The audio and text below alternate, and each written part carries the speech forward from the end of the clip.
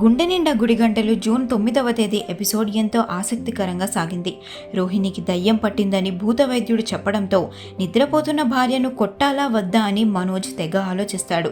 ప్రభావతి దగ్గరకు వెళ్తే, నువ్వు కొట్టేది భార్యని కాదు, నీకు రూపాయి సాయం చేయని మీ మామ ఆత్మను, గట్టిగా 4 అంటించు అని రెచ్చగొడుతుంది.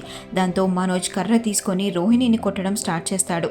దెబ్బలు తట్టుకోలేక రోహిణి గట్టిగా అరిచి ఎదురు తిరిగి కర్ర లాక్కునేసరికి భయపడి ప్రభావతి మనోజ్ ఇద్దరు బయటకు పారిపోతారు. మరోవైపు రవి శృతిల మధ్య క్యూట్ రొమాన్స్ నడుస్తుంది. పెళ్లి రోజు ఎలా సెలబ్రేట్ చేసుకోవాలో శృతి పెద్ద కోరికల లిస్ట్ చదివితే రవి ఆట పట్టిస్తాడు. ఇక రాంగ్ రూట్లో వెళ్లాడని బాలు కార్ని ట్రాఫిక్ పోలీసులు సీజ్ చేయడంతో బాలు తినకుండా కోపంగా ఉంటాడు. బాలు బాధను చూసిన మీనా తను పూలు ఇచ్చే ఒక పెద్ద ఆఫీసర్ భార్య సహాయం కోరుతుంది. ఆ తర్వాత బాలు పోలీస్ స్టేషన్కు వెళ్ళగా అక్కడ ఎస్ఐ ఆ ట్రాఫిక్ పోలీస్ని పంపించి క్లాస్ పీకుతాడు. ఫైన్ వేయాలి కానీ కార్ని ఎందుకు సీజ్ చేశావని కోప్పడి కార్ తాళాలు బాలు చేతిలో పెడతాడు. అంతేకాదు, మీనా సిఫార్సు చేయడం వల్లే కారు వదులుతున్నట్లుగా ఎస్ఐ చెప్పడంతో బాలు షాక్ అవుతాడు. ఇంటికి వచ్చిన బాలు నేరుగా వంటగదిలో ఉన్న మీనా దగ్గరకు వెళ్తాడు.